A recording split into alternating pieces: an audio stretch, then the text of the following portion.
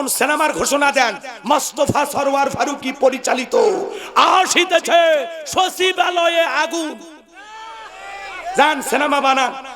তারপরে যারা উপদেষ্টা আছে এই সিনেমা দেখার পরে বলবে আলহামদুলিল্লাহ ছবিটা চমৎকার বানিয়েছেন, আপনার বউ তিশা অসাধারণ অভিনয় করেছে।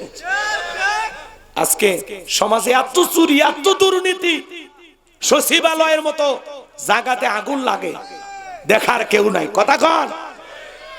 এই জন্য বলতেছি ওই বয়োবৃদ্ধ মানুষদেরকে ধরে ধরে উপদেষ্টা বানাচ্ছেন, আর সচিবালয়ে আগুন লাগে, প্রতিবাদ করার কেউ নাই, দেখার কেউ নাই। এটা পরিকল্পিত একটু ঘটনা। কথা কন ঠিক না?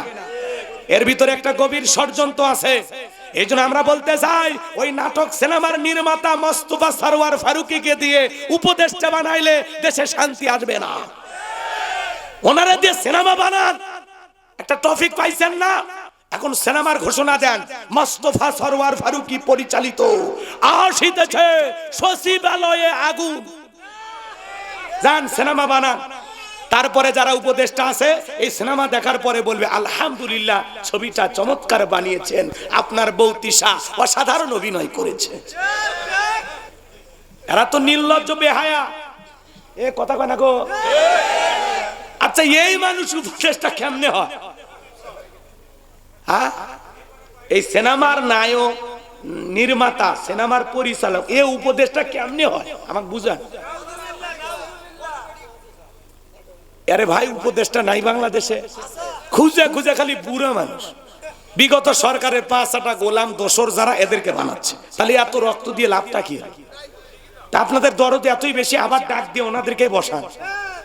এ কথা কন নাকি আপনারা? দুনিয়া তার ভালো মানুষ নাই।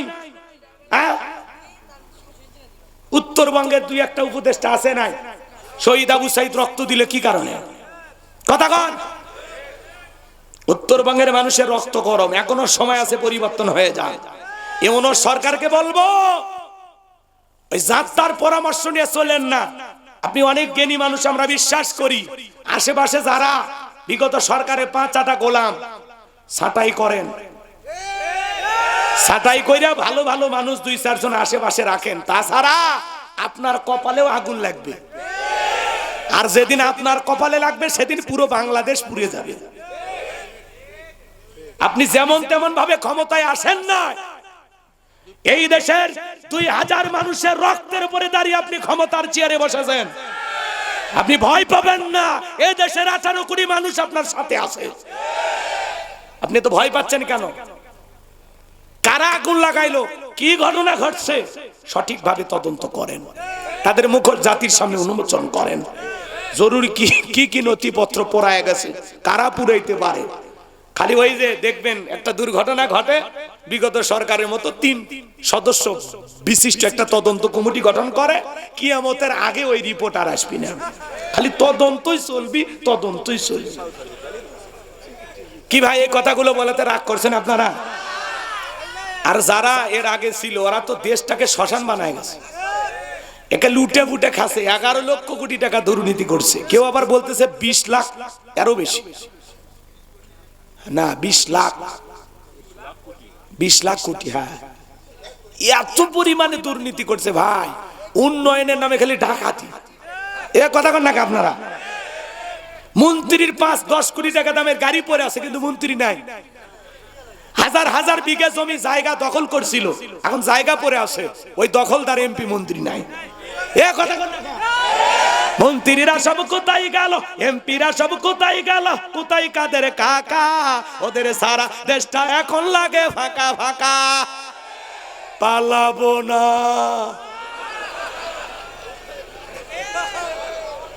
কি বলবো নাকি?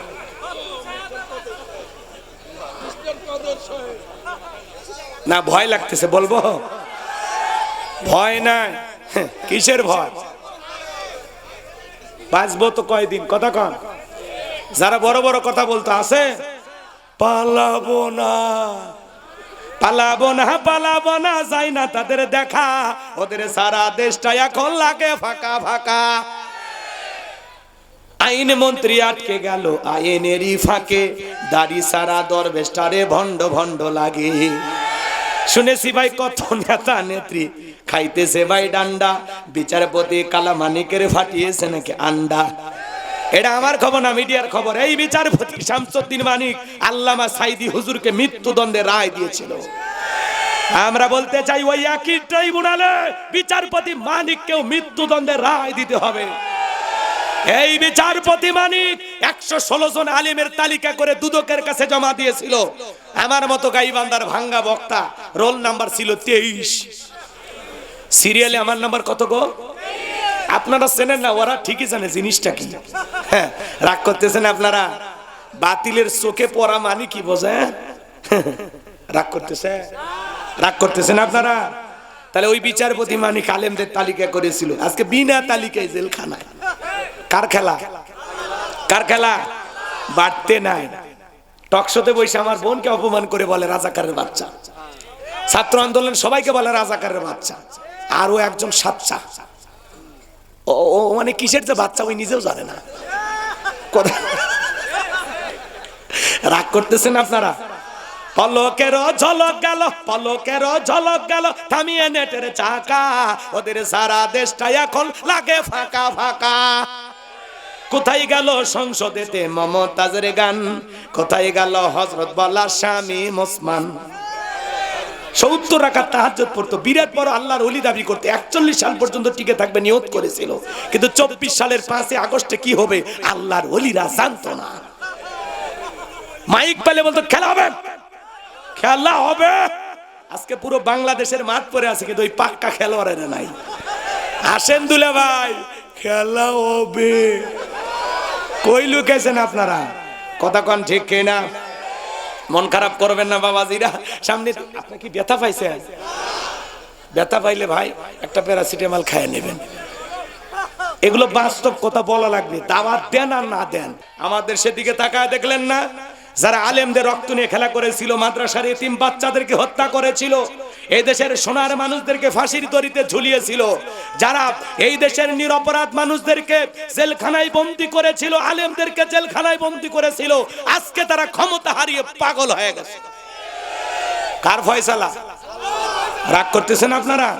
এজন্য জুলুম করতে নাই। ক্ষমতা আল্লাহর দেয়া নিয়ামত, জনগণের দেয়া আমানত। নিয়ামত পেয়ে শুকরিয়া আদায় করা লাগে, আর আমানতের দায়িত্ব সঠিকভাবে পালন করা লাগে। হ্যাঁ, কথা বললে তো মন খারাপ করবেন, করবেন না? রাগ করবেন না? ঠিক আছে। আজ এদিক খেয়াল করেন, যেই দেশেরই নেতা হোক, যদি মুসলমানের রক্ত নিয়ে খেলা করে, আল্লাহ নিজে প্রতিশোধ নেবে। ওদের ছাড় নাই তো। দেখেন কি হইল সমাজে, আমরা যেটা কল্পনাও করিনি। আমরা স্লোগান তুললাম, ম্যাডাম পদত্যাগ করেন। আল্লাহ বলে কিসের পদত্যাগ? এরা যে অন্যায় অপরাধ করছে, শুধু পদত্যাগ? আমি আল্লাহ এদেরকে দেশ ত্যাগ করতে বাধ্য করব। ইন্না বাতশা রাব্বিকা লাশাদীদ, আল্লাহর পাকড়াও বড় কঠিন। আল্লাহ ধরে ধরে না, যেদিন ধরবে মামু বাড়ি গিয়ে দিল্লি গিয়ে পড়বে। কথা কন ঠিক কিনা? আজকে ওই বড় বড় নেতাদের খোঁজা পাওয়া যায় না, যাদের পায়ে রাজপথ গরম। এক এক পাতি নেতার কি গরম ছিল, আল্লাহ এমন ঠান্ডা করে দিছে। কার খেলা ভাই? কার খেলা? এজন্য পারতে না। তারা জুলুম করেছিল, আমরা মাজলুম ছিলাম, আল্লাহ বিজয় দিয়েছে। আবার আমরা যদি জুলুম করি, তাহলে কিন্তু ওরা বিজয়ী হয়। এই জন্য আমরা কারো প্রতি জুলুম করব না। মনে থাকবে তো ইনশাআল্লাহ? কষ্ট পাচ্ছেন? এই যে ভাই ভাই রাগ করতেছেন আপনারা? 12:30 বাজে নাকি? না, অনেকে আবার এই কথাগুলো বললে 16 বছরের মায়াও থাকতে পারে। কষ্ট হয় নাকি আপনাদের? শোনেন, সামনের দিকে কথা হবে, রাগ করবেন না, প্রাণ খুলে কথা বলতে দেন। কষ্ট হচ্ছে নাকি আপনাদের? তাকবীর দেন, লিল্লাহি তাকবীর। এজন্য বাড়াবাড়ি করতে না। আগামীতে আমরা সিদ্ধান্ত নেব, আর যাই হোক, কোন নারীকে এই দেশের প্রধানমন্ত্রী আমরা বানাবো না। আগামীতে বাংলাদেশের পুরুষ প্রধানমন্ত্রী কারা কারা আছেন হাত তুলে দেখা। লিল্লাহি তাকবীর। যেই দলেরই হোক পুরুষ প্রধানমন্ত্রী চাই। নারীরা ক্ষমতায় গেলে দেখলেন না 16 বছর ঘর জামাই করে রাখলো। নারীদের রাগ বেশি, জেদ বেশি। মাঝে মাঝে শোনেন, মাঝে মাঝে স্বামীর সাথে ঝগড়া করে হাড়ি পাতিল ভেঙে ফেলে দেয়। কথা কম, স্বামী তুলে আছাড় মারে। তাহলে ঘরে যদি এত অশান্তি করে, ওরা রাষ্ট্রীয় ক্ষমতা পেলে কি করবে? ও নিজের শান্তির জায়গা টিকে রাখার জন্য পুরো দেশে আগুন লাগায় দেবে। কথা কান ঠিক কি না? উনি ভারতে গেছে, আবার মাঝে মাঝে কল রেকর্ড ফাঁস হয়। আমাদের ছাড়া থাকতে পারে না তো, মাঝে মাঝে কল রেকর্ড ফাঁস হয়। উনি আমাদের খোঁজ খবর নেই, কথা কয় না গো। আবার কয় একটু ফাঁক খুঁজতেছি, ফাঁক পাইলে চট করে ঢুকবো। আপনি ঢুকবেন নিতে বের হলেন কেন? আপনার কি দরকার ছিল? মমতাময়ী প্রধানমন্ত্রী ছিলেন, আহা দেশের মানুষ কত ভালোবাসতো। নিজের জীবনটা আগে দেখলেন? এই দেশের কোটি কোটি অনুসারী আপনার, এখনো আপনার জন্য কাঁদে, কাঁদে না? যে মা সন্তানকে ফেলায়া যায়, সেই মায়ের জন্য কাঁদলে আপনি তো কি কথা কন না কে? মা যদি সত্যি ভালোবাসতো সন্তানকে বিপদে ফেলায় যেত না, কথা কন। খবরদার, কান্নাকাটি বন্ধ, ভালো হয়ে যায়। হ্যাঁ রে বেটা, ঠিক আছে, আমরা গালি দেব না, কথা কন ঠিক কি না? উনি যা করেছেন আল্লাহ যেন তার প্রাপ্য বুঝিয়ে দেয়, কথা কন ঠিক কি না? কষ্ট হয়, মাঝে মাঝে আসতে চায়। ওই যে আমি আমার গানের ভাষায় বলি, শুনছেন আপনারা? বলবো বলবো, বুবু আইবা তুমি আইবা গো, সেই দিন আইসা বুবু ক্ষমতা পাইবা না। বুবু আইবা তুমি আইবা গো, সেই দিন আইসা বুবু ক্ষমতা পাইবা না। খোঁজ নাই বুবু কাদের কাকার, অবস্থা খারাপ দরবেশ বাবার, হাউ নাঙ্কেল এখন সামনেও আসে না। নেহাতা কর্মী সব জেলের ভিতর, আমি আসি ডরের ওপর, কখন জানি আসে গ্রেপ্তারি পরোয়ানা। বুবু আইবা তুমি আইবা গো, সেই দিন আইসা বুবু ক্ষমতা পাইবা না। এই চেয়ার থেকে নামা সহজ, কিন্তু এই চেয়ারে ওঠা কঠিন। আমি আপনাদের সামনে ছোট্ট একটি সূরা তেলাওয়াত করেছি, কম বেশি সকলেরই মুখস্থ আছে। অনেকেই ভাবতেছেন হুজুর সূরা কাউসার থেকে ওয়াজ করবেন, এটা যদি বুঝতাম মোটরসাইকেলের তেল পুইরা গাড়ি ভাড়া দিয়া রাতের ঘুম কামাই কইরা আপনার মাহফিলে আসতাম না, এটা ভাবতেছেন? কথা বলা লাগবে, তাই বলে এইভাবে না, আমি কিছু বললে তার জবাব দেয়া লাগে। ভয় পাচ্ছেন আপনারা? বগুড়ার মানুষ ভয় পা, বগুড়ার মানুষ আগামীতে রাষ্ট্র চালাবে, তাহলে বগুড়ার মানুষ ভয় হলে চলবে? হ্যাঁ, রাজপথ তো আপনাদেরই দখলে, তাই তো দেখতেছি। আচ্ছা চলেন সামনের দিকে যাই, কষ্ট হয় নাকি আপনাদের? চলুন আমরা আলোচনা শুরু করি। সূরার নাম কাউসার। বলেন তো বাজার, পরিচিত পথে পথ চলতে সহজ না কঠিন? পরিচিত মানুষের সাথে কথা বলে ভালো লাগে না খারাপ লাগে? পরিচিত পথে পথ চলতে যেমন সহজ হয়, পরিচিত মানুষের সাথে কথা বলে যেমন ভালো লাগে। বক্তা যদি কোনো পরিচিত আয়াত বা সূরা থেকে আলোচনা করে, সেইটা শুনে আরো বেশি ভালো লাগে, কারণ যেই জিনিস যত বেশি জানবেন তাতে চর্চা কমে না বাড়ে। কম বেশি সকলেরই মুখস্থ আছে। সূরা কাউসারের তাফসীর আপনারা যেভাবে জানেন, আমি হয়তোবা সেভাবে জানি না। আজকে আমি যেভাবে বলবো হয়তোবা আপনারা শোনেন নাই। কথায় আছে না, এক একটা ফুলের এক একটা সুঘ্রাণ, কথা বলে ঠিক এরা। এই জন্য একটু আওয়াজ দিয়ে আমাকে সহযোগিতা করবেন। সূরার নাম কাউসার, জোরে বলেন কিনা? সবাই একটু জবান ছেড়ে বলেন কিনা? আরো জোরে, জোরে বলো না। মিছিল করার অভ্যাস করেন, সামনে মিছিল করা লাগবে। আর আমি করবো আওয়াজ, আপনারা দেবেন আওয়াজ, জবাব দিবেন ঠিক ঠিক। আলোচনা হবে কমপ্লিট, শ্রোতাদের স্পিরিটে বাড়ে, বক্তার হিট, আলোচনা হবে জায়গা মতো ফিট। আগে বলতাম কিছু আজ প্যান্ডেলে, কিছু আজ অ্যাঙ্গেলে, এখন আর অ্যাঙ্গেলে না, যা বলবো সব ডাইরেক্ট। অ্যাঙ্গেলে বলার দিন শেষ, ডাইরেক্ট বলার বাংলাদেশ। চলেন সূরার নাম কাউসার, জবান ছেড়ে সবাই একটু মহব্বতে কণ্ঠ নাড়িয়ে আমার সঙ্গে তেলাওয়াত করুন। আউযু বিল্লাহি মিনাশ শাইতানির রাজিম, বিসমিল্লাহির রাহমানির রহিম। বিতাড়িত মোর্দার শয়তানের কাছ থেকে আল্লাহ পাকের কাছে আশ্রয় প্রার্থনা চাচ্ছি। পরম করুণাময় অসীম দয়ালু আল্লাহ তাআলার নামে শুরু করছি। ইন্না আ'তাইনাকাল কাউসার ফাসাল্লি লিরাব্বিকা ওয়ানহার ইন্না শানিয়াকা হুয়াল আবতার। আল্লাহু আকবার। যে কোনো আয়াত বা সূরার তাফসীর করতে হলে কোন প্রেক্ষাপটে কোন সময় আল্লাহ তাআলা সেই সূরাটি বা আয়াতটি নাজিল করেছেন, সেই নাজিলের প্রেক্ষাপট জানার দরকার আছে না? আরবিতে বলা হয় শানি নজুল। যদি শানি নজুল আলোচনা করা হয় তাহলে তাফসীর বুঝতে সহজ হয়। চিৎকার মেরে বলুন আল্লাহু আকবার। তাহলে এই সূরাটি নবীজির উপরে কোন সময় কোন প্রেক্ষাপটে আল্লাহ তাআলা নাজিল করেছেন, আমি কি নাজিলের সময়কালটা একটু তুলে ধরবো? প্রেক্ষাপটটা কেমন ছিল জানার দরকার নাই? কোন প্রেক্ষাপটের পরিপ্রেক্ষিতে আল্লাহ তাআলা এই সূরাটি নাজিল করলেন? অবশ্যই এর কারণ আছে, বলবো। রেডি? আপনারা রেডি? সম্মানিত ভাইয়েরা আমার, নবীর প্রিয় সাহাবী হযরতে আনাস রাদিয়াল্লাহু তাআলা বলেন, নবীজি কাবার হাতিমে হেলান দিয়ে বসা, আমি তাকায়া দেখি নবীজির মনটা ভীষণ খারাপ, মুখটা মলিন, চোখের কোনা দিয়া অশ্রু ঝরতেছে। হযরতে আনাস ডেকে বলেন, কিছুটা সময় অতিবাহিত হয়ে যাওয়ার পরে আমি তাকায়া দেখি আমার নবীজি মুস্কি মুস্কি হাসতেছেন। বলেন সুবহানাল্লাহ। আমার নবী কেন কাঁদেন, কেন হাসেন, এর পিছনে রহস্য আছে না নাই? জোরে বলেন আছে না নাই? নবীজির কান্না করার কারণটা কি? নবীজির মনটা কেন খারাপ? কারণ হলো নবীজির কলিজার টুকরা ছেলে সন্তানগুলো জন্ম নেয় আর একে একে ছেলে সন্তানগুলো মারা যায়। আবুল কাসেম মারা যায়, ইব্রাহিম মারা যায়, আবু তাহের মারা যায়, ছেলেগুলো জন্ম নেয় আর এক একে মারা যায়, একটা ছেলেও জীবিত থাকেন না। বলেন তো ভাজান, তাহলে নবী বাবা হিসাবে নবীর মনেও কষ্ট লাগে কিনা? নবীর কাছের চাচা নাম হলো আবু লাহাব, ডেকে বলে, ভাতিজা তোমার বংশী বাতি জ্বালানো কেউ থাকলো না, তুমি একটা লেজ কাটা, তুমি একটা নির্বংশ, তুমি একটা হাত করে জোরে কর নাউজুবিল্লাহ। যদিও রসুলের 4-4টা কন্যা সন্তান জীবিত ছিল, কিন্তু ছেলেগুলো হয় আর মারা যায়। আর নবীজির কাছের চাচা আবু লাহাব সমালোচনা করে। আপনারাই বলুন বাজান, আল্লাহ না করুক আপনার আমার সন্তান যদি মারা যায়, কাছের আত্মীয় স্বজনদের উচিত বিপদের দিনে সান্ত্বনা দেওয়া। বাবা তুমি সবর করো, ধৈর্য ধারণ করো, আল্লাহ সন্তান দিয়েছে, আল্লাহ নিয়েছে, জীবন মৃত্যুর মালিক তো আল্লাহ।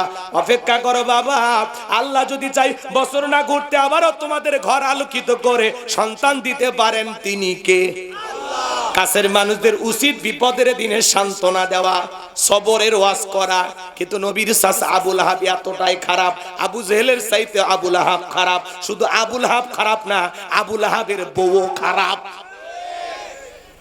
ওটা সূরা লাহাবের তাফসীর করলে আপনারা বুঝতেন, ওইদিকে আমি যাব না। বউ যেমন স্বামীও তেমন, দুইটাই খারাপ, দুইটাই খারাপ। কথা কয় না গো? এই আবু লাহাব ডেকে বলে, ভাতিজা তোমার বংশে বাতি জ্বালানো কেউ থাকলো না, তুমি একটা লেজ কাটা, তুমি একটা নির্বংশ। একে তো সন্তান হারানোর ব্যথা, আবার আপন মানুষদের সমালোচনা, নবীর মনের কষ্ট কমে না বাড়ে? আপনারাই বলুন বাজান, দিল গিয়ে কথাগুলো বুঝবেন। নবীজির ছেলে সন্তানগুলো কেন মারা গেল? একটা ছেলেও কেন জীবিত থাকলো না? অনেক পয়গম্বরের সন্তান জীবিত ছিল, প্রাপ্ত বয়স পর্যন্ত, যৌবন পর্যন্ত জীবিত ছিল, কিন্তু নবীজির একটা ছেলে সন্তানও কেন প্রাপ্ত বয়স পর্যন্ত আল্লাহ তাআলা দুনিয়ার জমিনে রাখলেন না? এর পিছনেও কারণ আছে না না? নবীজির ছেলে সন্তানগুলো শিশুকালে বিদায় নেওয়ার পিছনে কারণ আছে 3টে। জোরে বলেন কয়টি?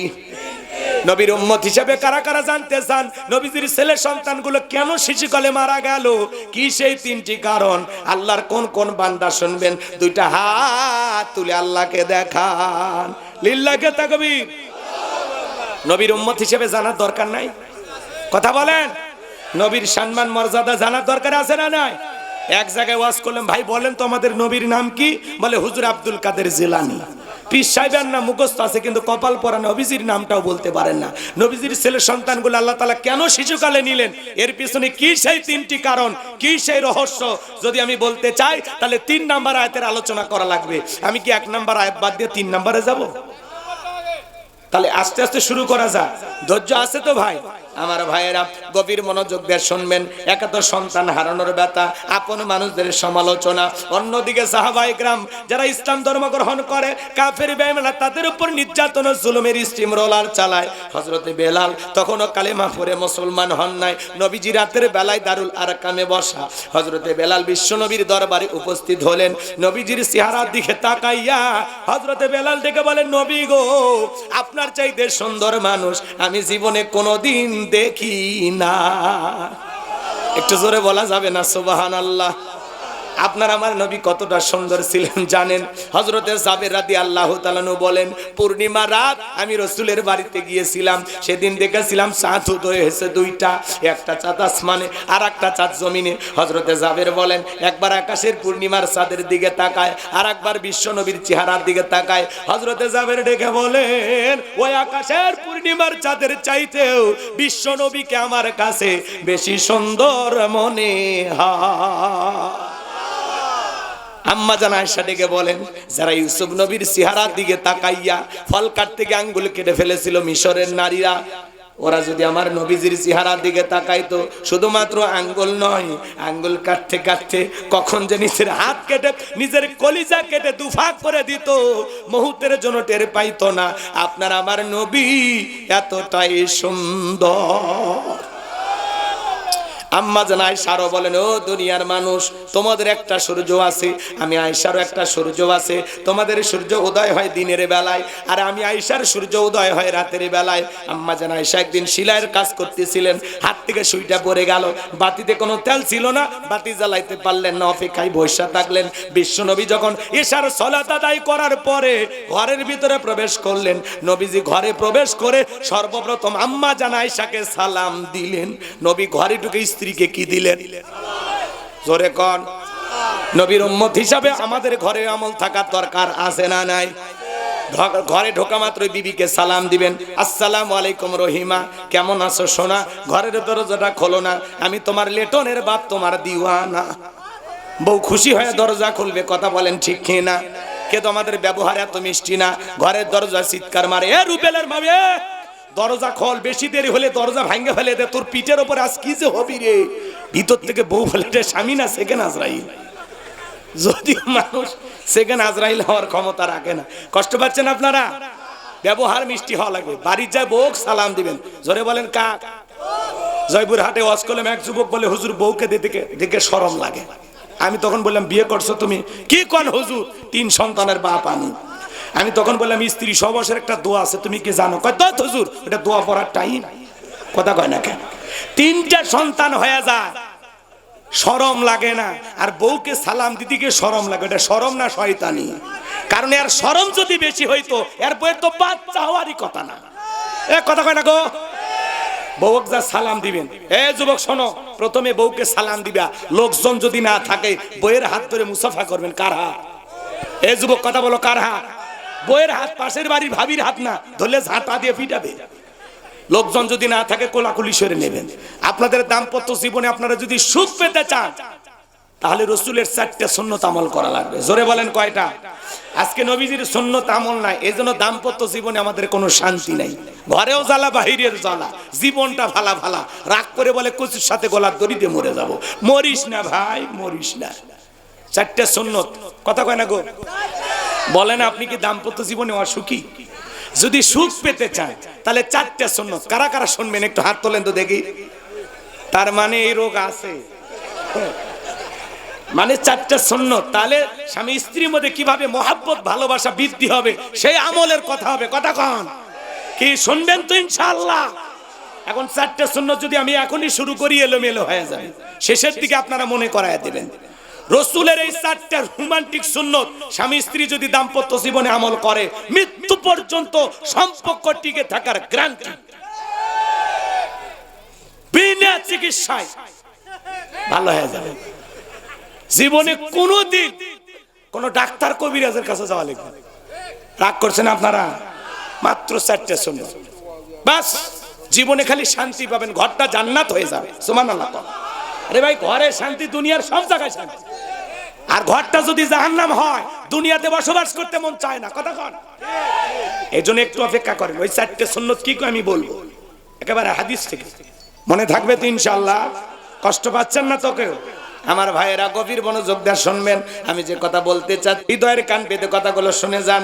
আমার ভাইয়েরা, নবীজির যখন ঘরের ভিতরে প্রবেশ করলেন, আম্মা জান আয়েশা ডেকে বলেন, নবী যখন সালাম দিয়ে ঘরের ভিতরে প্রবেশ করলেন, নবীজির চেহারার আলোতে সুইটা কয়ে পড়ে আছে, আমি পরিষ্কার দেখতে পেয়েছি। কেমন নবী পাইছি! নবীর সম্মান মর্যাদা কত জানেন? যে নবী হ্যাঁ বললে পুরো পৃথিবীবাসীর জন্য আল্লাহ পাক হালালে পরিণত করে দেয়, যে নবী না বললে পুরো পৃথিবীবাসীর জন্য আল্লাহ পাক হারামে পরিণত করে দেয়। জমিনে পথ চললে আসমানের মেঘ এসে ছায়া প্রদান করে। যেই নবীর চেহারার উপরে মশা মাছি পড়া হারাম। নবী যখন ঘেমে যেতেন আম্মা জানেরা নবীজির দেহের ঘামগুলো শিশির ভিতরে জমা রাখতেন। বিশেষ দিনে নবীজির দেহের ঘামগুলো সুগন্ধি হিসাবে ব্যবহার করা হতো। নবী যে থুতু ফেলতেন সেখান থেকে সুগন্ধি বের হতো। সুবহানাল্লাহ বলেন। হযরতে আনাস বলেন, নবীর দেহের চাইতে বেশি সুগন্ধি জীবনে কোনোদিন আমি আমার নাকে পাই নাই। সুবহানাল্লাহ।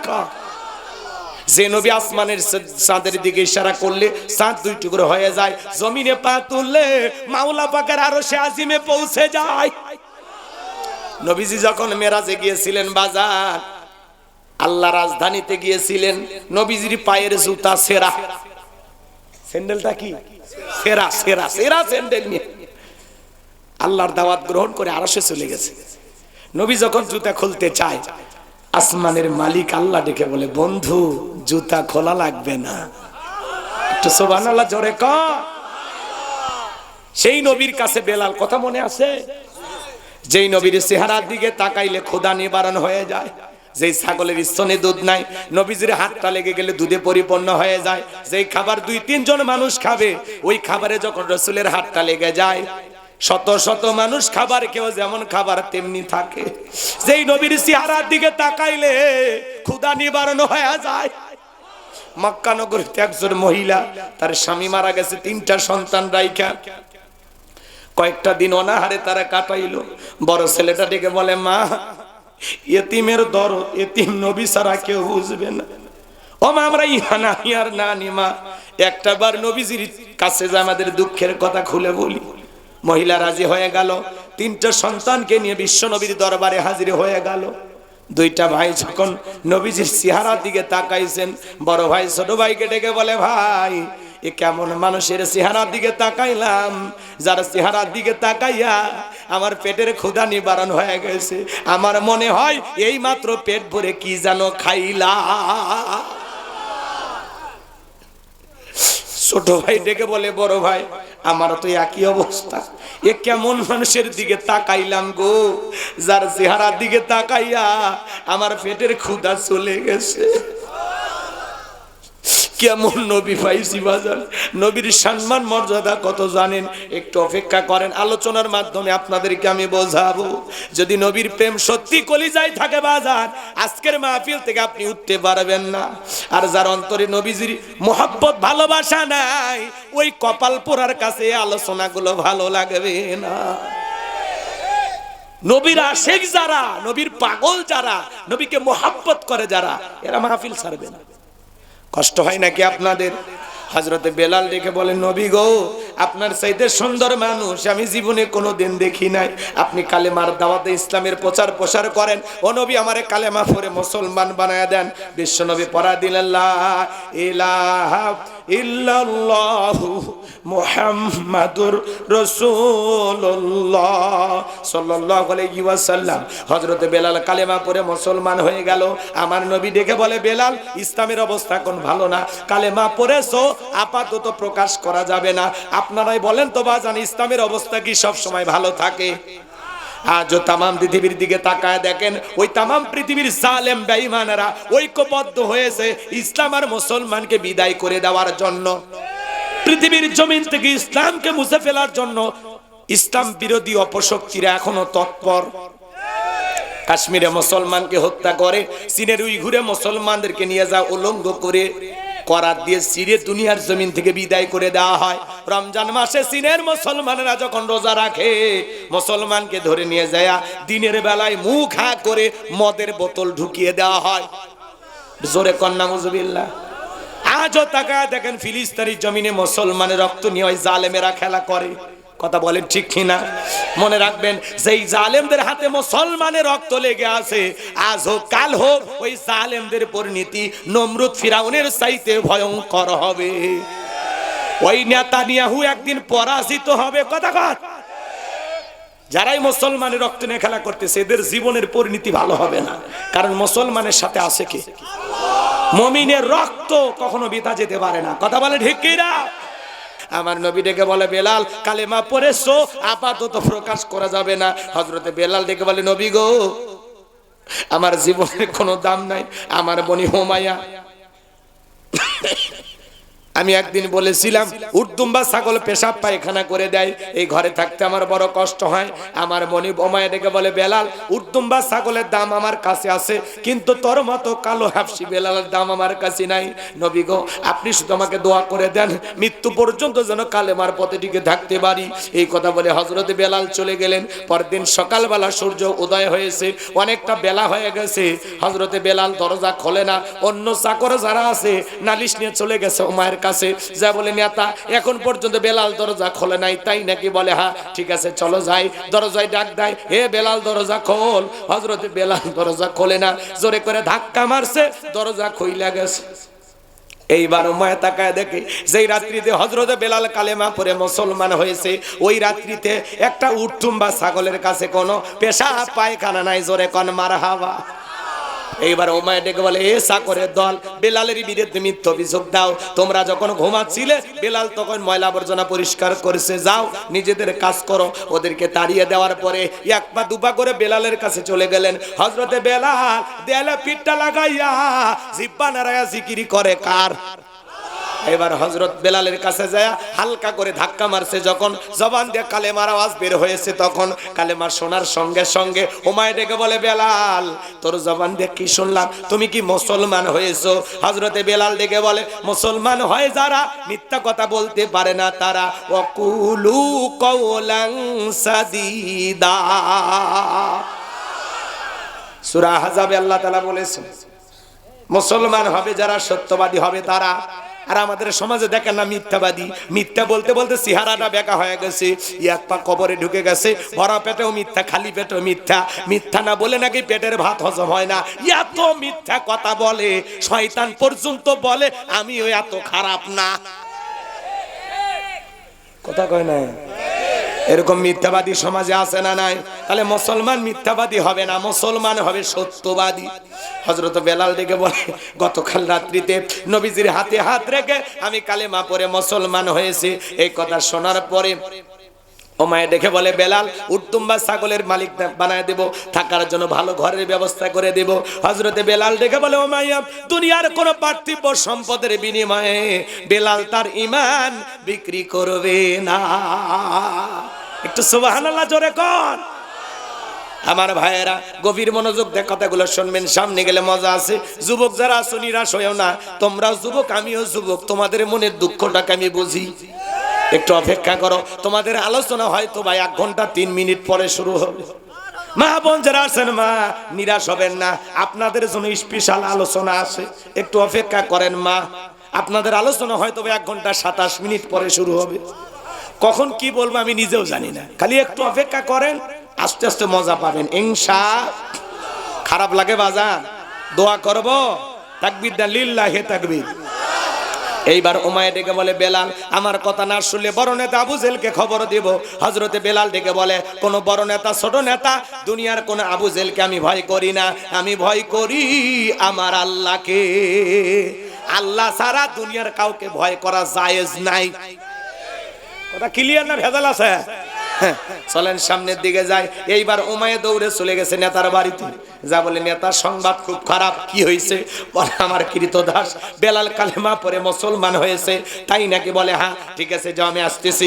আমার ভাইয়েরা গভীর মনোযোগ দিয়ে কথাগুলো শুনবেন।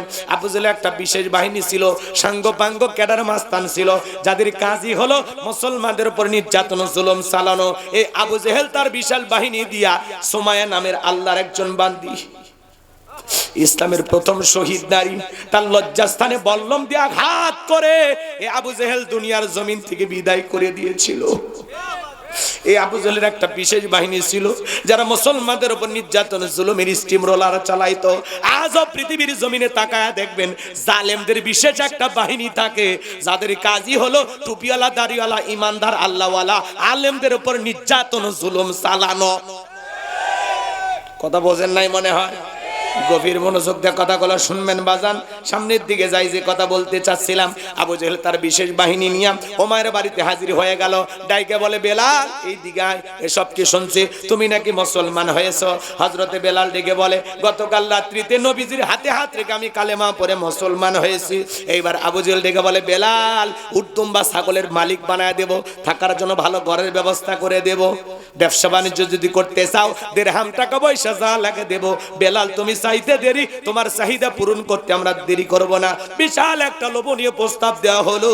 হযরত বেলাল ডেকে বলে, আবু জেহেল রে, দুনিয়ার সব সম্পদ যদি বেলালকে দিতে চাও, দুনিয়ার সব সম্পদ ছাড়তে রাজি, বিশ্ব নবীর কালেমা ছাড়তে রাজি নাই। বলেন আল্লাহু আকবার। বেলালের মতো যারা খাঁটি ইমানদার, এরা জীবন দেবে কিন্তু ইমান দেবে না। কথা কোন ঠিক কিনা? আর মুনাফিক মার্কা মুসলমান যারা টাকার কাছে বিক্রি হয়, তারা টাকা পাইলে বাতিলের পাঁচাটা গোলাম হয়, টাকা পাইলে টাকার জোরে ওদের ফতুয়াও ঘোরে, টাকা পাইলে অবৈধকে বৈধ বলে চালিয়ে দেয়, আর বৈধকে অবৈধ বলে চালিয়ে দেয়।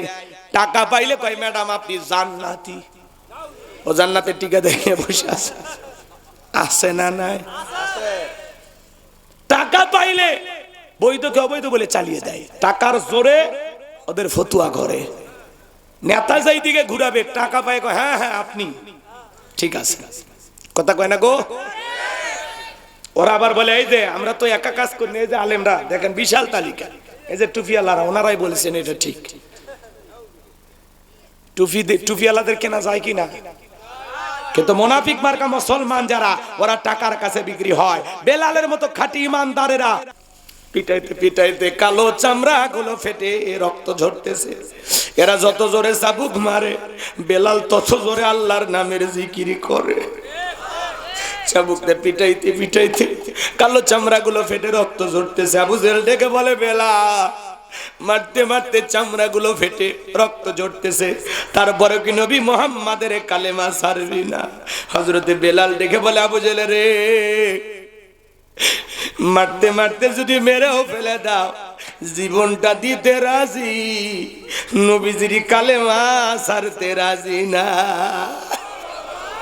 এইবার আবু জেহেল বলল, বেলালের পায়ে রশি লাগাও, উটের পায়ের সাথে বাঁধো, মরুভূমির উত্তপ্ত গরম বালিতে শেষরায় শেষরেনে ঘোরা হলো। আরবের বালিগুলো এত উত্তপ্ত, এত গরম, চাল দিলে মুড়ি হয়ে যায়, এত উত্তপ্ত গরম বালি বাজান।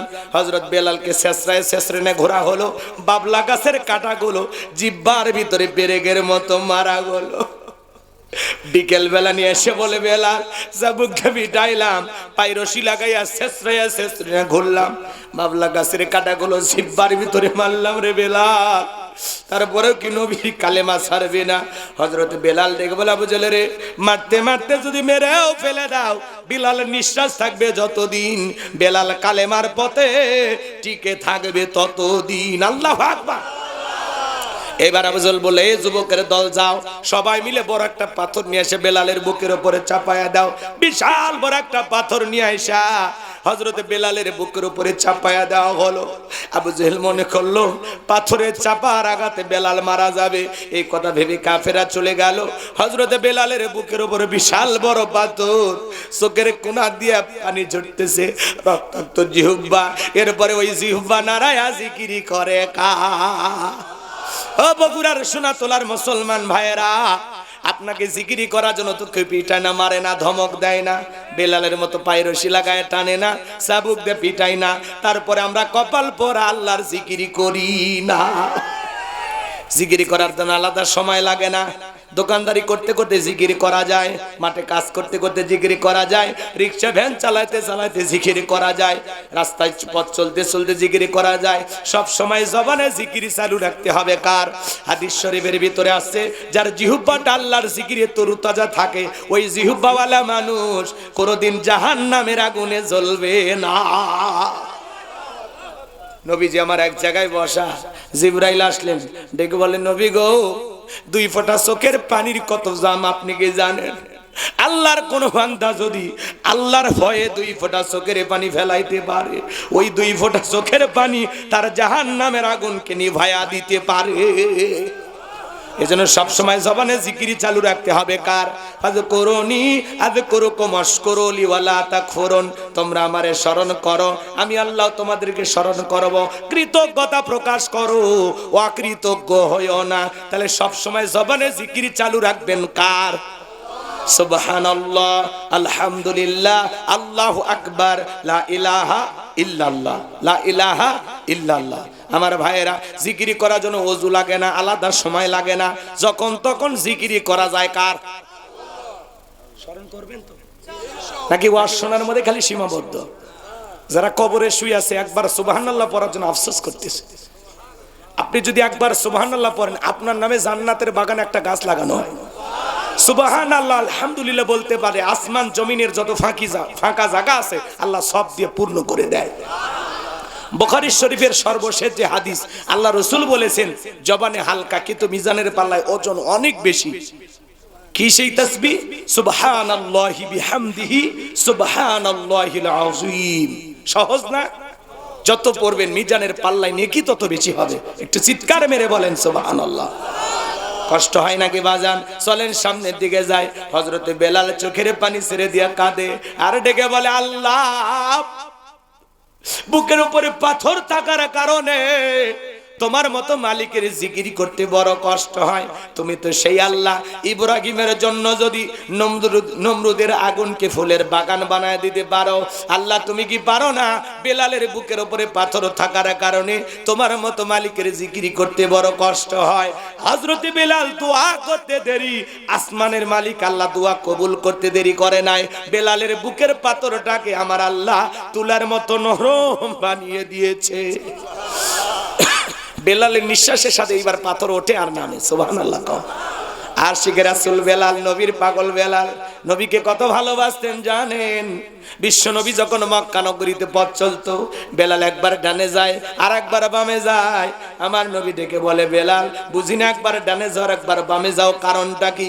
হযরতে বেলাল ডেকে বলে, নবী গো, ওই কাফেররা হলো আপনার শত্রু, আপনাকে টার্গেট করে যদি তীর নিক্ষেপ করে, ওই তীরটা যেন সর্বপ্রথম আমি বেলালের বুকের ভেতরে ঢোকে। আবার বাম দিকে যায়, মনে মনে ভাবি, ওরা যদি বাম থেকে তীর নিক্ষেপ করে, ওই তীরটা যেন সর্বপ্রথম আমি বেলালের বুকের ভেতরে ঢোকে। আমি বেলাল মারা গেলে ইসলামের ক্ষতি হবে না, আপনি নবী মারা গেলে ইসলাম আর মাথা উঁচু করে সামনের দিকে দাঁড়াতে পারবে না। চিৎকার মেরে বলুন সুবহানাল্লাহ। নিজের জীবনের বিনিময়ে আগলায় রাখতেন বেলাল নবীকে। নবীকে কত ভালোবাসতেন বেলাল জানেন? বিশ্ব নবী যেদিন ইন্তেকাল করেছিলেন, ছোট্ট বাচ্চার মতো বেলাল ফুপিয়ে ফুপিয়ে কান্না করে, দাড়ি ভিজে ভিজে পানিগুলো পড়তেছে। সাহাবায়ে কেরাম ডেকে বলে, বেলাল এইভাবে কান্না করো না বেলাল, তুমি একটু ধৈর্য ধরো। হযরতে বেলাল কাঁদে আর বলে, আমি আর জীবনে কোনোদিন আজান দেব না। আমি আজান দেওয়ার পরে নবীজি ইমামতির মুসল্লায় দাঁড়াবে না, আমি বেলাল আর কোনোদিন আজান দেব না। হযরতে বেলাল আজরে চোখের পানি ছেড়ে দিয়ে কান্না করে। সাহাবী সান্ত্বনা দেয়, কিন্তু বেলাল কারো কথা শোনে না। বেলাল বলে, মদিনায় থাকলে আমি পাগল হয়ে যাব। মদিনার অলি গলিতে নবীর সাথে হাজারো স্মৃতি। বিশ্ব নবী সোমবার দিন ইন্তেকাল করেছিলেন, তাম পৃথিবীর উম্মতকে কাঁদিয়ে আজ মদিনার সবুজ গম্বুজের নিচে আপনার আমার কলিজার টুকরা নবী শায়িত।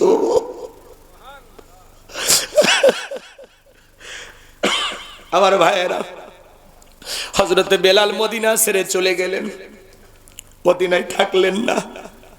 6 মাস অতিবাহিত হয়ে যাওয়ার পরে নবীজি ঘুমের ঘরের স্বপ্নে ডাইকা বলে, বেলাল, কত মানুষ দূর দূরান্ত থেকে আইসা আমি নবীকে সালাম দিয়া যায়।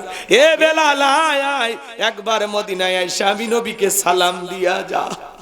ঘুমের ঘরে নবীকে স্বপ্নে দেখার পরে বেলাল আর দেরি করলেন না। পরের দিন সকালবেলায় মদিনায় চলে আসলেন। সাহাবায়ে কেরাম চতুর্দিকে ভিড় করে আর ডেকে বলে, বেলাল দাও না একবার আজান দাও, কতদিন হয়ে গেল তোমার কণ্ঠে আজান শুনতে পাই না। হযরত বেলাল বলে, না আমি আজান দেব না, আমি আজান দেওয়ার পরে নবীজি ইমামতির মুসল্লায় দাঁড়াবে না, আমি বেলাল আর কোনোদিন আজান দিতে পারবো না। ছোট ছোট বাচ্চারা পর্যন্ত বলে মা একটু বেলালকে দেখে আসি মা। চতুর্দিক দিয়ে হাজার হাজার মানুষ ভিড় করেছে। নবীর নাতি হাসান আর হোসাইন দুইটা ভাই যখন দুইটা হাত ধরেছে, হযরতে হোসাইন যখন হাতটা ধরে ডেকে বলে নানু ভাই, নানাও চলে গেছে, তুমি আমাদেরকে ছেড়ে চলে গেছো। ও নানু ভাই, কতদিন হয়ে গেল তোমার কণ্ঠে আমরা আজান শুনতে পাই না, দাও না নানু ভাই, একবার তুমি একটু আজান দাও। হযরত বেলাল তো জানেন নবীজি হাসান আর হোসাইনকে কতটা ভালোবাসতো। বেলাল কাছ থেকে দেখেছেন। আমার ভাইয়েরা, একবার ফাতেমার ঘরে 3 দিন চুলায় আগুন জ্বলে না, সন্তানদের মুখে খাবার দিতে পারে না। হোসাইন বারবার বলে আম্মু খাবার দাও, খাবার দাও। হোসাইনের বিরক্তিকর অবস্থা দেখে ফাতেমা সহ্য করতে পারলেন না, রাগান্বিত হয়ে একটা থাপ্পড় গালের মধ্যে বসায়া দিয়েছে। বারবার খাবার চাস, আমি খাবার কোথা থেকে দেব, ঘরে খাবার নাই। হযরতে হোসাইনকে যখন থাপ্পড় মারছে বড় ভাই হাসান, হোসাইনকে কোলের মধ্যে নিয়ে ডেকে বলে ভাই, আমাদের দরদ দানা সারা দুনিয়ার কেউ বুঝবে না। আমার ভাইয়েরা, হযরতে হাসান আর হোসাইন কান্না করতে করতে মরুভূমির বিশাল রাস্তা পাড়ি দিয়ে একটা জঙ্গলে চলে গেল।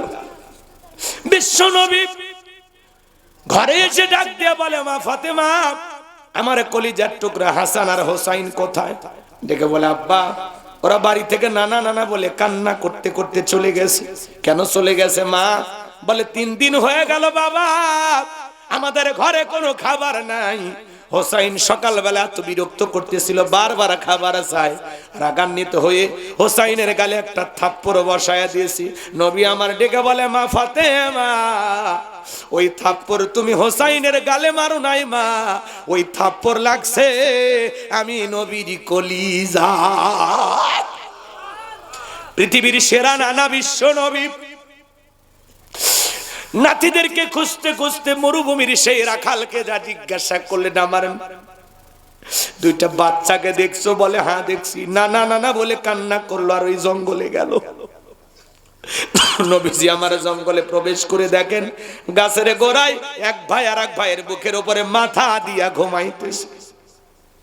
নবী আমার তাকায় দেখে হুসাইনের গালে ফাতেমার আঘাতের 5টা আঙ্গুলের দাগ দেখা যায়। নবী সহ্য করতে পারলেন না, নাতির মুখের দাগ দেখা নবীর 2 চোখ বেয়ে বেয়ে পানি পড়তে লাগলো। হাসান আর হোসাইনের গালে যখন বিশ্ব নবীর পানিগুলো পড়ে গেছে, হোসাইন ঘুম থেকে উঠা, হাসাইন ঘুম থেকে উঠা না না না না বলে নবীকে জড়ায় আদরছে। হোসাইন দেখে বলে না না, তোমার মেয়ে ভালো না, খাবার চাইলাম খাবার না দিয়ে আমার গালে থাপ্পড় মারছে। ও নানা, তুমি ছাড়া আমাদের ভালোবাসার কেউ নাই গো নানা। আমার নবী বলে ভাই, আমি যে তোদেরকে খাবার দিবে এমন খাবার আমার কাছে নাই, চলো তো তোমাদের জন্য খাবারের কোনো ব্যবস্থা করা যায় কিনা। ঘটনা আরো সামনে আছে বাজান। ওই যে আপনারা খেজুর গাছের পানি দেওয়ার কথা শুনেছেন, ওই দিকে আর আমি যাব না। নবীজি শ্রমিক হিসাবে পানি তুললেন, যখন রশিটা ছিঁড়ে পানি তোলার সেই বালতিটা নিচে পড়ে গেল, ইহুদির জৌরে চলে আসলেন, নবীজির গালে থাপ্পড় বসায়া দিলেন। মনে আছে সেই ঘটনা? ওই দিকে আমি যাব না, কষ্ট হয় নাকি আপনাদের? বেলালের উপর নির্যাতন জুলুমের কথা বিশ্ব নবীর কান পর্যন্ত যখন পৌঁছে গেল, আমার নবী ডেকে বলে এ আবু বকর, বেলালের কষ্টের কথা আমার সহ্য হয় না, যাও যাও তুমি আমার বেলালের জন্য একটা কিছু করো। হযরত আবু বকর সিদ্দিক রাদিয়াল্লাহু তাআলা আনহু কয়েক গুণ দাম বেশি দিয়া গোলামীর জীবন থেকে হযরত বেলালকে আজাদ করলেন, মুক্ত করলেন। বলুন সুবহানাল্লাহ। ইসলামের জন্য 13টা দোকান বিক্রি করেছিল হযরত আবু বকর। সুবহানাল্লাহ কোন? আমরা 13টা তো 26টা বানাবো, বিক্রি করবো, অত সহজ কথা কয় না গো। এই যখন ইসলামের অবস্থা, একদিকে সন্তান হারানোর ব্যথা, কাফেরদের সমালোচনা, সাহাবায়ে কিরামদের উপর নির্যাতন জুলুম, এই জন্য নবীজির মনটা ভীষণ খারাপ, চোখের কোনায় পানি। নবীর যখন মন খারাপ, নবীকে সান্ত্বনা দেওয়ার দায়িত্ব কার? একটু জোরে বলা যাবে না? আল্লাহ। একটু জোরে বলেন কে? আমার ভাইয়েরা গভীর মনোযোগ দিয়ে কথাগুলো শুনবেন। আমার আল্লাহ ডেকে বলে, জিবরাইল, আমার বন্ধুর মা নাই, বাবা নাই, আমি স্যার আমার বন্ধুর কেউ নাই রে জিবরাইল। এ জিবরাইল, আমার বন্ধুর মনটা হয়েছে ভারী, আমি আল্লাহ সইতে নাহি পারি। লাহু মাহফুজ থেকে সূরা কাউসার নিয়ে যায় আমার বন্ধুর উপরে নাজিল কর তাড়াতাড়ি। আল্লাহু আকবার। বিশ্বনবী ডেকে বলেন, আনাস, আমার মনটা কেন খারাপ তোমরা জানো, কিন্তু আমার মুস্কি হাসি দেওয়ার কারণ হলো এই মাত্র আসমান থেকে জিবরাইল এসে আমার উপরে সূরা কাউসার নাজিল করলো। নবীজি তখন খুশিতে আত্মহারা হয়ে সাহাবায়ে কেরামদের সামনে তেলাওয়াত করে শুনিয়ে দিলেন। জবান ছেড়ে সবাই পড়ুন, ইন্না আ'তাইনাকাল কাউসার ফাসাল্লি লিরাব্বিকা ওয়ানহার ইন্না শানিয়াকা হুয়াল আবতার। আল্লাহু আকবার। খারাপ লাগে? চলেন সামনের দিকে যাই ভাইরা আমার। নবীজি তখন সাহাবায়ে কেরামদের তেলাওয়াত করে শুনিয়ে দিলেন। আমার আল্লাহ রাব্বুল আলামিন বলেন, ইন্না আ'তাইনাকাল কাউসার। আল্লাহু আকবার। আমার আল্লাহ বলেন, নিশ্চয়ই আমি আল্লাহ পাক আপনাকে হাউজে কাউসার দান করেছি। ইন্না আ'তাইনাকাল কাউসার, অবশ্যই আমি আল্লাহ পাক আপনাকে হাউজে কাউসার দান করেছি। পৃথিবীর অন্য কোন পয়গম্বরকে আল্লাহ পাক হাউজে কাউসার দান করেন নাই। আপনার আমার নবীকে আল্লাহ পাক হাউজে কাউসার গিফট করেছেন, বলুন সুবহানাল্লাহ। এই হাউজে কাউসারের পানি দুধের মতো সাদা, মধুর চাইতে মিষ্টি, পানির চাইতে ক্লিয়ার। ওই কঠিন কিয়ামতের ময়দানে যেদিন বিচার দিবস কায়েম হয়ে যাবে, মালিক ইয়াউমিদ্দিন, শেষ বিচার দিবসের মালিক আল্লাহ। কথা বলেন না কেন? একটু মনোযোগ দিয়ে শুনবেন, দিলটা নরম করার চেষ্টা করবেন। আমার কথা কি খারাপ লাগে? একটু মনোযোগ দিয়ে শুনবেন। দুই একজন কপাল পোড়া উঠবে, সব ভালো কথা ভালো লাগে না। অনেকে টিকটকে ওয়াজ শুনে কয় হুজুর মনে গান গায়। রাগ করছেন? একটু অপেক্ষা করেন, সামনের দিকে যায় মজা কিন্তু আছে। কষ্ট হচ্ছে আপনাদের মনে হয়? আমার ভাইরা গভীর মনোযোগ দিয়ে শুনবেন। ওই কঠিন কিয়ামতের ময়দানে যেদিন বিচার দিবস কায়েম হয়ে যাবে, বিচার দিবসের একদিন হবে 50,000 বছরের সমান। যেদিন সূর্য সোহাত মাথার উপরে চলে আসবে, জমিন হবে তামার জমিন, পাহাড় পর্বত খাল বিল নদী নালা বিল্ডিং ইমারত, এই পৃথিবীর কোনো কিছু থাকবে না। কুল্লু মান আলাইহা ফান, এই পৃথিবীর সব কিছু আল্লাহ তাআলা ধ্বংস করে দেবেন। ওই কঠিন কিয়ামতের ময়দানে বেঈমানদের জিহ্বা কুকুরের মতো ঝুলে আসবে নাভি পর্যন্ত। যেদিন মা তার সন্তানের পরিচয় দেবে না, স্বামী স্ত্রীর পরিচয় দেবে না, ভাই ভাইয়ের পরিচয় দেবে না, ওই কঠিন কিয়ামতের ময়দানে আল্লাহর আরশের ছায়া ছাড়া আর কোনো ছায়া থাকবে না। ওই ছায়ার ভিতরে আল্লাহ তাআলা শাস্তিহীন মানুষকে আশ্রয় দান করবেন। আল্লাহর আরশের নিচে যারা ছায়া পাবে কিয়ামতের ময়দানে, আল্লাহ তৈরি করা একটা ভিআইপি গ্যালারি, সেখানে বৈশা তারা কিয়ামতের ফাইনাল খেলা উপভোগ করবে। সুবহানাল্লাহ বলবেন না? আমার ভাইয়েরা, মানুষ দলে দলে চিৎকার মারবে, পানি পানি। হাসরের ময়দানে খালি একটা আওয়াজ শোনা যাবে, পানি পানি পানি। সবাই পানি পানি বলে চিৎকার মারবে। মানুষ দলে দলে বিশ্ব নবীর কাছে যাবেন। নবীজি হাউজে কাউসারের পিয়ালা নিয়ে দাঁড়িয়ে আছেন। সুবহানাল্লাহ। হযরত আবু বকর পিয়ালাগুলো ভরায় দিবেন। শোনেন শোনেন শোনেন, শুনছেন কোনদিন কে পিয়ালা ভরায় দিবে? শোনে, হযরত আবু বকর পিয়ালাগুলো ভরায় দিবেন। মাঝখানে দাঁড়িয়ে থাকবেন হযরত ওমর, তিনি আবু বকরের হাত থেকে নিয়ে বিশ্ব নবীর হাতে দিবেন। আর নবীজি তার আদরের উম্মতদেরকে খুঁজে খুঁজে হাউজে কাউসারের পানি পান করাবেন। বলুন সুবহানাল্লাহ। একটু মন দিয়ে শোনেন, বিশ্ব নবী যখন পানি পান করানো শুরু করবেন, দলে দলে মানুষ নবীজির কাছে আসবেন পানি পান করার জন্য। কিছু মানুষের সামনে আল্লাহ তাআলা পর্দার আবরণ তৈরি করে দেবেন। আমার নবী তখন ডেকে বলবেন, আল্লাহ, আমি সংখ্যায় আমার অনেক উম্মতকে দেখতে পাইলাম, কেন জানি সংখ্যাটা কমে গেল, ব্যাপারটা বুঝতে পারলাম না। তখন আল্লাহ ডেকে বলে, বন্ধু, পাইকারি দরে সবাইকে আপনি হাউজে কাউসারের পানি পান করাইতে পারবেন না। দুনিয়ার জীবনে দুইটা অপরাধ করেছিল যারা, আজকে হাউজে কাউসারের পানি পাবে না তারা। কয়টা অপরাধ? আপনার আমার ভিতরেও থাকতে পারে কিনা? কি সেই দুইটা অপরাধ যারা হাউজে কাউসারের পানি পাবে না? ওই দুইটা অপরাধ জানার দরকার আছে না নাই? শুনে যান শুনে যান। আমার ভাইয়েরা, সংখ্যা যখন কমে যাবে নবীজি তাদেরকে হাউজে কাউসারের পানি পান করায় দিবেন। নবীজির হাতে এক পেলা হাউজে কাউসারের পানি যদি পান করতে পারেন, জান্নাতে ঢোকা পর্যন্ত তার আর তৃষ্ণা লাগবে না, তৃষ্ণা মিটে যাবে। নবীজির হাতে কিয়ামতের ময়দানে কারা কারা হাউজে কাউসারের পানি পান করতে চান? হাত তুলে আল্লাহকে দেখান। আল্লাহ, এই সোনাতলার বগুড়ার মানুষেরা রসুলের হাতে হাউজে কাউসারের পানি পান করতে চায়। আল্লাহ, আপনি তাদেরকে কবুল করুন। একটু জোরে বলেন না আমিন। আরো একবার বলেন আমিন। হাত নামান। আজকের ভিডিও আল্লাহ দেখতেছে না? এই যে আপনারা পানি চাইছেন, বলা যায় না আপনার চাওয়াটা যদি মন থেকে হয় আল্লাহ কবুল করতে পারে। এবার শোনেন, হাউজে কাউসারের পানি চাইলেন আর পাইলেন, অত সহজ না। শোনেন, আমি আপনাদের এলাকায় আসলাম, একটা ছেলের হাতে কিছু চকলেট দিলাম, দিয়ে বললাম ভাতিজা আমার জন্য এক বদ্দা পানি এনে দাও, একটু উজু বানাবো। ওই ছেলেটা চকলেট পায়ে মারছে দু, মাঝখানে আচার খাইয়ে পুড়ে গেছে, হাঁটু ছিলে গেছে, রক্ত বের হয়েছে, ব্যথাও পাইছে, কিন্তু চকলেট থাকার খুশির কারণে উঠে দাঁড়াইছে, বদনা ভরে পানি নিয়ে সামনে হাজির। আমি তখন বললাম ভাতিজা এই পানিটার দিকে তোমার কষ্ট হয়েছে, মাঝপথে আচার খাই পুড়ে গেছো, হাঁটু চলে গেছে, ব্যথাও মনে হয় পাইছো, রক্ত মনে হয় বের হয়েছে। ওই চকলেট থাকার খুশির কারণে বলতেছে আমি এরকম কত পরে যাই আমার কিছুই হয় না। ওই চকলেটের খুশির কারণে ওর কাছে ব্যথা ব্যথা মনে হচ্ছে না। কঠিন কিয়ামতের ময়দানে নবীজির হাতে চিন্তা করে নবীকে দেখাও হবে, আবার নবীজির হাতের হাউজে কাউসারের পানিও খাওয়া হবে। কি সৌভাগ্য! এই দৃশ্যটা না জানি কত সুন্দর। আল্লাহ বঞ্চিত করো না, জোরে কর না আমিন। শোনেন শোনেন, নবীজির হাতে এক পেলা হাউজে কাউসারের পানি যদি পান করতে পারেন, আর আল্লাহর আরশের নিচে আল্লাহ যদি ছায়া দান করে, কিয়ামতের কঠিন দিন আপনার কাছে কঠিন মনে হবে না, আল্লাহ সহজ করে দিবেন। বলুন সুবহানাল্লাহ। এখন হাউজে কাউসারের পানি চাইলেই কি পাওয়া যাবে? ঠান্ডা পানি দিয়ে ওযু বানায় লাগবে, সালাত আদায় করা লাগবে।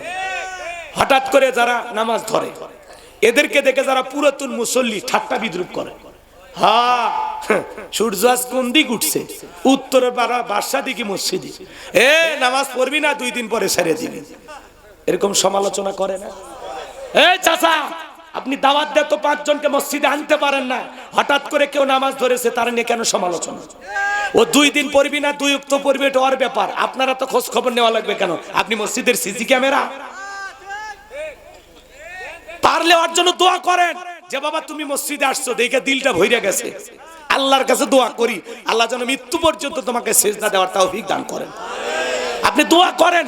পারলে ও নামাজে আইছে এই খুশিতে বলেন যে শোনো নামাজ শেষে কিন্তু সোনাতলা বাজারে 1 কাপ চা, বাস একটু হৃদ্রতা বাড়ান, ভালোবাসা বাড়ান, মুহাব্বত করেন, কথা কন, বুকে না টাইনে সমালোচনা। 2 দিন পর নামাজ ছাড়বি না তো, ওই ছাড়লেই কি ধরলেই কে বেটা তোর কি? পারলে দোয়া করবেন, খালি অ্যান্টিবায়োটিক না, আরো কিছু দিব, খালি ওয়াজ না, আমি ওয়াশও করি, খালি একটু অপেক্ষা করেন। কষ্ট হচ্ছে আপনাদের? যুবক বয়সে একটু দাড়ি রাখছে, ওইটা না সমালোচনা, কই যুবক বয়সে বুড়ের ভাব ধরলি, কথা কয় না গো। যুবক বয়সে দাড়ি রেখে বউ নিয়ে ঘুরতে গেছে, কই ভাবি আসসালামু আলাইকুম, সাথে চাচার খবর কি? বউ বাড়িতে এসে রাগ করে, তোমার সাথে বাইরে যাওয়া যাবে না, আমারে ডাকে ভাবি আর তোমার ডাকে চাচা। যেই বউ নবীর সুন্নাত দাড়িকে মুহাব্বত করে না, ওই বউ আপনাকে 100% ভালোবাসা দিতে পারে না, কথা বলেন।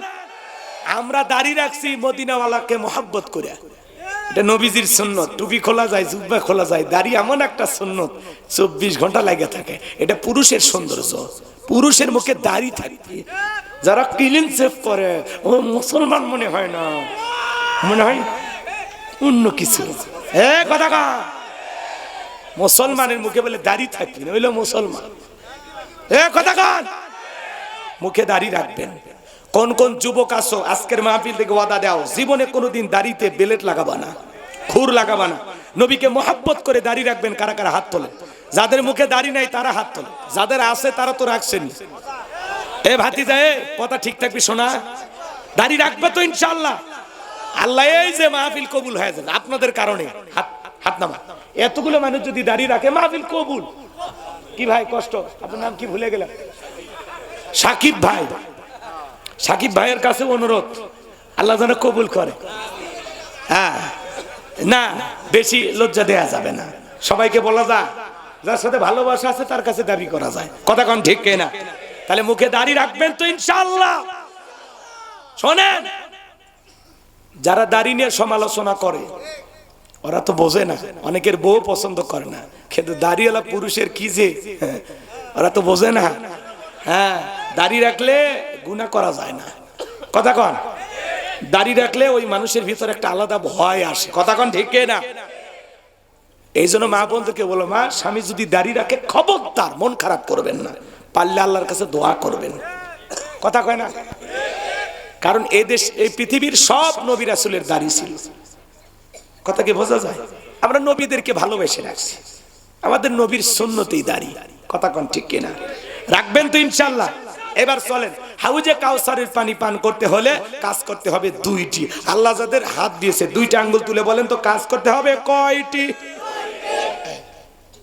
এই দুইটা কাজের কথা কয়ে আপনাকে যাওয়া লাগবে। কারণ দুইটা কাজ কি শুনবেন না? শোনেন ভাই, শুনেন, আমি আপনাদেরকে জান্নাতে নিয়ে যেতে চাই। আজকের আলোচনা শুনে আল্লাহ যদি আপনাকে হেদায়েত দান করেন, আজকের আলোচনা আপনাকে জান্নাতে পৌঁছায় দিবে। আপনারা ভালোর জন্য আমাকে ডাকছেন না, একটু ভালো দুই একটা কথা বলা লাগবে তো, নাকি কন? তাহলে হাউজে কাউসারের পানি পান করতে হলে কাজ করতে হবে দুইটি। জোরে বলেন কয়টি? আর একবার বলেন কয়টি? আল্লাহ কবুল করেন, জোরে বলেন আমিন। এটা 2 নাম্বার আয়াতে আল্লাহ পাক জানিয়ে দিয়েছেন। সবাই বলুন, ফাসাল্লিলি রাব্বিকা ওয়ানহার। ফাসাল্লিলি রাব্বিকা ওয়ানহার। 1 নাম্বার হলো ফাসাল্লিলি রাব্বিকা, রবের উদ্দেশ্যে সালাত আদায় করা লাগবে। নামাজ হবে একমাত্র কার জন্য? আরেকটু জোরে বলেন, ইন্না সালাতি ওয়া নুসুকি ওয়া মাহইয়ায়া ওয়া মামাতি লিল্লাহি রাব্বিল আলামিন। সূরা আনআম আয়াত নাম্বার 162। আল্লাহ তাআলা জানিয়ে দিলেন, নবীজি আপনি বলুন, আমার নামাজ, আমার কুরবানি, আমার জীবন, আমার মরণ লিল্লাহি রাব্বিল আলামিন, আসমান জমিনের প্রতিপালকের জন্য। তাহলে মুমিন জীবনের সব ইবাদত হবে আল্লাহ তাআলাকে রাজি খুশি করার জন্য। ফাসাল্লি রাব্বিকা, রবের উদ্দেশ্যে সালাত, নামাজ হবে আল্লাহর জন্য। কথা কয় না? ওই 2 মিনিটে 2 রাকাত, 4 মিনিটে 4 রাকাত, ওই নামাজ আল্লাহর জন্য না।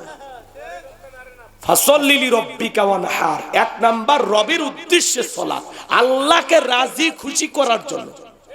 কথা ক্লিয়ার না? ভেজাল আছে? নামাজ পড়বো কার জন্য? জোরে বলেন। শোনেন, আমাদের সমাজে নামাজি আছে 5 রকমের। আমি কি বলবো?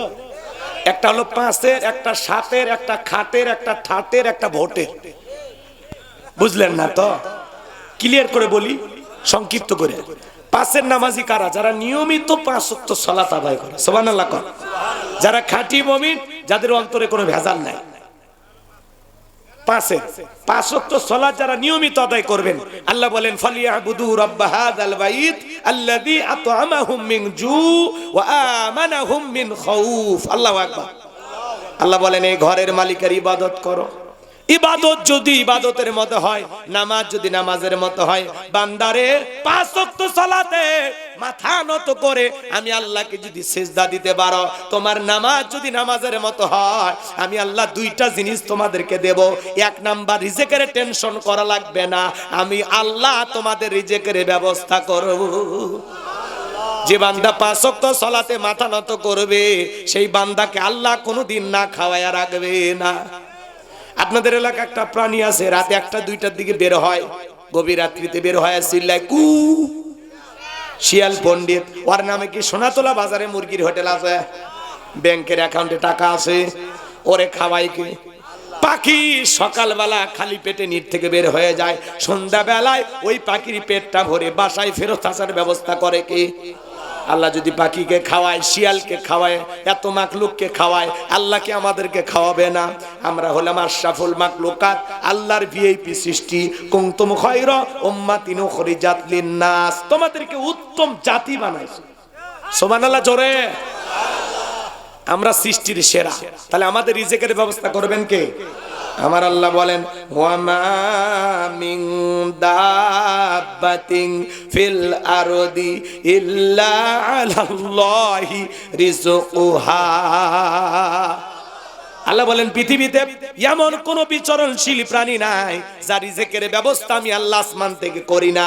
ওই আটলান্টিক মহাসমুদ্রের ৩৩,০০০ ফিট গভীর অতল পানি নিচে থাকা ছোট্ট একটা প্রাণী, তার রিজেকের ব্যবস্থাও আমি আল্লাহ আসমান থেকে করি। আল্লাহ বলেন নামাজ যদি নামাজের মতো আদায় করো, 5 ওয়াক্ত সালাতে মাথা যদি নত করতে পারো বান্দা, আমি আল্লাহ 1 নাম্বার তোমাদের জন্য রিজেকের ব্যবস্থা করব। 2 নাম্বার, কোনো ভয় থাকবে না। আজকে মানুষের জীবনে ভয় আছে না নাই? আপনি মোকামতলায় দোকান আছে, রাত 2টার দিকে 2 লাখ টাকা নিয়ে সোনা তোলায় আসবেন, মনের মধ্যে ভয় কাজ করে কিনা? আল্লাহ টাকা নিয়ে বাড়ি পর্যন্ত যাইতে পারবো নাকি টাকা ছিনতাইকারী কবলে পড়ে টাকা যান 2টা হারাবো আতঙ্ক কাজ করে কিনা? মেয়েটা কলেজে গেল, একা একা ফিরবে নাকি জামাই সাথী নিয়ে ফিরবে, ভয় আছে না নাই? মেয়েটা স্কুলে গেল, ভালোভাবে ফিরবে নাকি কারো লালসার শিকার হবে, ভয় আছে না নাই?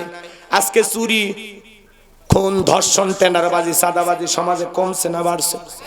জোরে বলেন। এই সমাজে শান্তি ফিরে আসবে সেই দিন, আল্লাহর কোরআন দিয়ে জমিনটা চলবে যেই দিন। মানুষের তৈরি করা তন্ত্র মন্ত্র দিয়ে সমাজে শান্তি প্রতিষ্ঠিত হবে না।